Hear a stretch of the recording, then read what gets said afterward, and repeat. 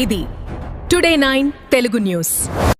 సూర్యాపేట జిల్లా హుజూర్ నగర్ లో BRS party ఆధ్వర్యంలో యువజన డిక్లరేషన్ పై నిరుద్యోగ సదస్సు నిర్వహించారు. కార్యక్రమానికి బీఆర్ఎస్ రాష్ట్ర నాయకులు ఏనుగుల రాకేష్ రెడ్డి ముఖ్య అతిథిగా హాజరై రాష్ట్రంలో యువత విద్యార్థులు ఎదుర్కొంటున్న సమస్యలపై ప్రభుత్వాన్ని తీవ్రంగా విమర్శించారు. కాంగ్రెస్ ప్రభుత్వం యువతను మోసం చేసిందని ఆరోపించిన ఆయన ఫీజు రియంబర్స్మెంట్, విద్యా ఉపాధి రంగాల్లో ప్రభుత్వం విఫలమైందన్నారు. రానున్న రోజుల్లో బీఆర్ఎస్ ప్రభుత్వం అధికారంలోకి వస్తుందని, యువతకు ఉద్యోగ ఉపాధి అవకాశాలు కల్పిస్తామని రాకేష్ రెడ్డి పేర్కొన్నారు.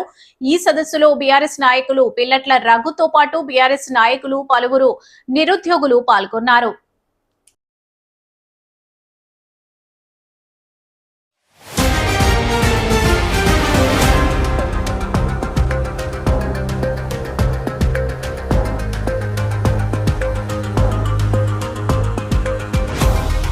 అడుగుపెట్టిన దగ్గర నుండి వివిధ సోషల్ పాఠశాలలకు, కళాశాలలకు,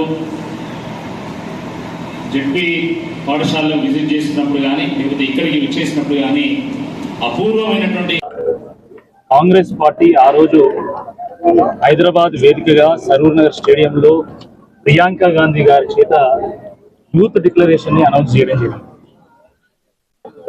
ఆ రోజు ఏడాదికి 2 లక్షల ఉద్యోగాలు, job calendar, mega DSC, SC ST బీసీల బ్యాక్లాగ్ పోస్టుల భర్తీ, ఈ రకంగా అనేక హామీలను యూత్ డిక్లరేషన్ లో పొందుపరిచి ప్రకటిస్తే కోటి ఆశలతోని కోటి మంది తెలంగాణ యువకులు ఓటు వేస్తే కాంగ్రెస్ ప్రభుత్వం వచ్చింది.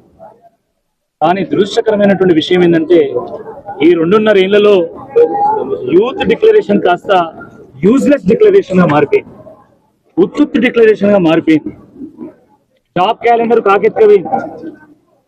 ఏడాదికి 2 లక్షల ఉద్యోగాలు అన్నారు, అది ఏ ఏడాదో ఇప్పటికి చెప్తలేరు. మెగా డిఎస్సి అన్నారు, మెగాస్టార్ సినిమాలు వస్తున్నాయని మెగా డిఎస్సి మాత్రం రావడం లేదు. రాజీవ్ యువ వికాసం అన్నారు, అది వికసించక ముందుకే వాడిపోయింది. ప్రైవేట్ కంపెనీల్లో స్థానికులకు 75% రిజర్వేషన్ అన్నారు, దాని జాడలేదు. నిరుద్యోగ భృతి అన్నారు, నీరు గార్చింది. SC ST BC backlog post భర్తీ అని ఎస్సీ ఎస్టీ బీసీల ఇండ్లు హైడ్రా పేరు మీద కూలగొడుతున్నారు తప్ప ఉద్యోగాలు మాత్రం ఏడాలి.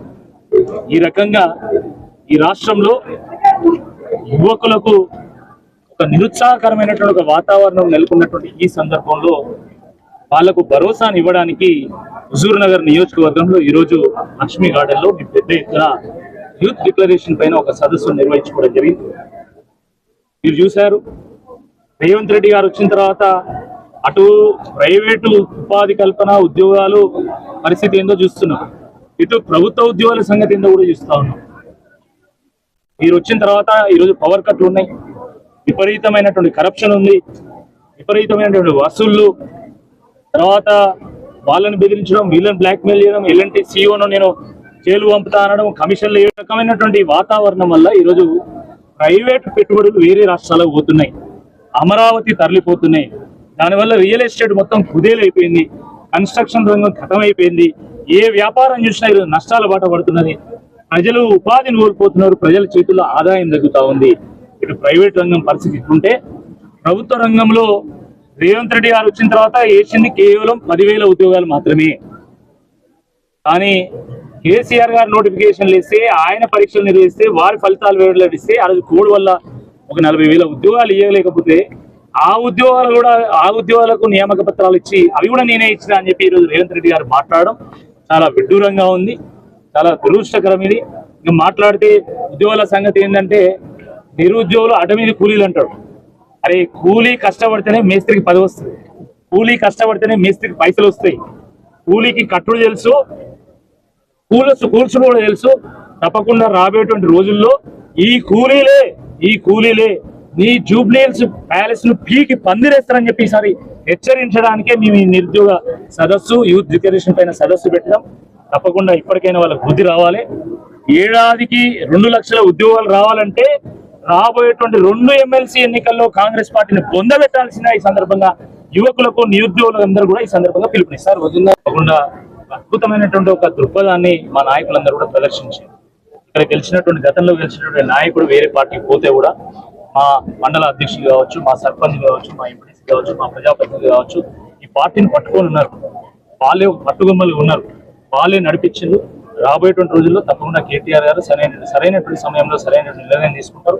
ప్రతిభ ఉన్నటువంటి వాళ్ళకు అనేక అవకాశాలు ఉంటాయి. ఎవరికి అవకాశం ఇచ్చినా మేము అందరం కలిసి పనిచేస్తాం. మేము అందరం కూడా ఒక కుటుంబంగా పనిచేస్తాం. మా కోసం కాదు, తెలంగాణ కోసం, తెలంగాణలో ఉన్నటువంటి పేద బడుగు బలహీన వర్గాల కోసం, గిరిజన ఆదివాసీ దళిత బిడ్డల కోసం పనిచేస్తాం, యువకుల కోసం పనిచేస్తాం. ఈ రాష్ట్రంలో ఫీజు రీంబర్స్మెంట్ రాక, స్కాలర్షిప్ రాక బాధపడుతున్నటువంటి విద్యార్థుల కోసం కష్టపడతాం. తప్పకుండా రాబోయే రోజుల్లో గులాబీ జెండా ఎగరేయడానికి మేమందరం కూడా ఒక కుటుంబంగా కష్టపడతామని చెప్పి ఈ సందర్భంగా మనకి లేదు, నీకు అవకాశం లేదు, నీ పార్టీలో అవకాశం ఇస్తే నీ పార్టీలో పనిచేస్తా. ఏదైనా కూడా కేసీఆర్ గారి నాయకత్వంలో రాబోయేటువంటి రోజుల్లో మళ్ళీ బీఆర్ఎస్ పార్టీని అధికారంలోకి తీసుకురావడమే లక్ష్యంగా నేనైనా ఇక్కడ ఉన్నటువంటి మా నాయకులు ఎవరైనా కూడా కష్టపడి పనిచేస్తారు.